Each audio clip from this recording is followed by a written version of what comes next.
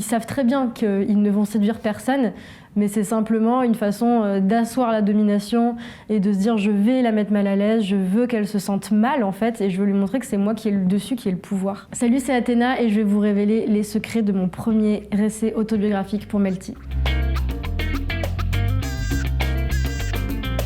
C'est un livre qui qui raconte un petit peu ma vie. En gros, je raconte comment depuis mes 3 ans, c'est-à-dire l'âge auquel j'ai demandé à ma mère de m'apprendre à lire et à écrire jusqu'à aujourd'hui, comment les mots en fait ont accompagné tout mon parcours et comment a évolué justement mon rapport à la parole, que ce soit écrite mais surtout orale. Au départ, le livre il avait été envisagé comme étant une sorte de compilation de ces phrases de mes épisodes de Des Charros et des Lettres que j'étudie ensuite, et d'ajouter de temps en temps des petits passages qui parlaient de ma vie. Et en fait, j'avais envoyé une ébauche à mon éditrice et elle m'a rappelé en me disant bon bah écoute, en fait Athéna, quand tu parles de ta vie c'est quand même hyper chouette, donc on va plutôt faire l'inverse, tu vas raconter ta vie et de temps en temps on va mettre des petits passages d'études de phrases de harcèlement. Donc en fait le projet a été un petit peu revu. J'étais jamais satisfaite et je m'en voulais d'être aussi pénible, mais je trouve que le titre c'est quand même quelque chose de très très important. Un soir j'étais avec ma copine, on buvait du champagne et à un moment donné dans la discussion en fait je me suis mise à dire que en gros voilà, dans ma famille faut parler et que si tu parles pas et que si tu parles pas assez fort, et ben en gros tu crèves. Et je me dis que c'est d'autant plus vrai en tant que femme aujourd'hui, si on veut être écouté, il faut parler plus fort. Elle m'a dit mais ça c'est une super idée, ça pourrait être un beau titre et tout. Donc j'ai écrit direct à mon éditrice, il était un peu plus de minuit et je lui ai dit je viens d'avoir cette idée, enfin on vient d'avoir cette idée, qu'est-ce que t'en penses? Et elle a trouvé ça impactant et elle trouvait que ça fonctionnait bien, donc ça a été validé.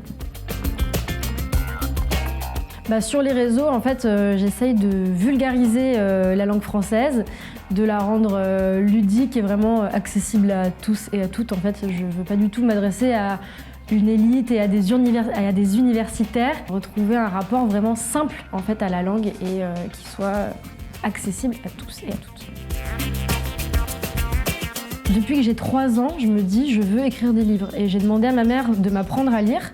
Parce que mon but, c'était d'écrire des livres, d'écrire des histoires. Et dès que j'ai su lire et écrire, j'ai commencé à écrire des petites histoires. Mais vraiment, j'avais 5 ans, quoi. Et ensuite, ça m'a jamais quittée.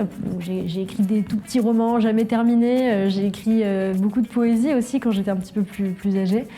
Et ensuite, quand on m'a proposé là, d'écrire un livre qui allait être publié, évidemment, j'ai dit oui tout de suite.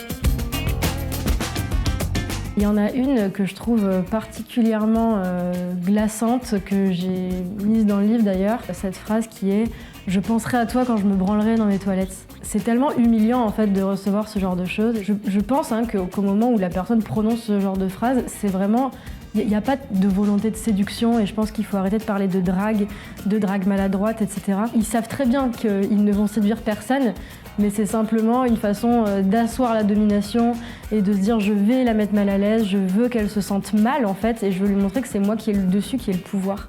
Et cette phrase-là, je la trouve particulièrement glaçante parce que même en rentrant chez nous, après on sait ce qu'il va faire et on sait que la scène elle va continuer.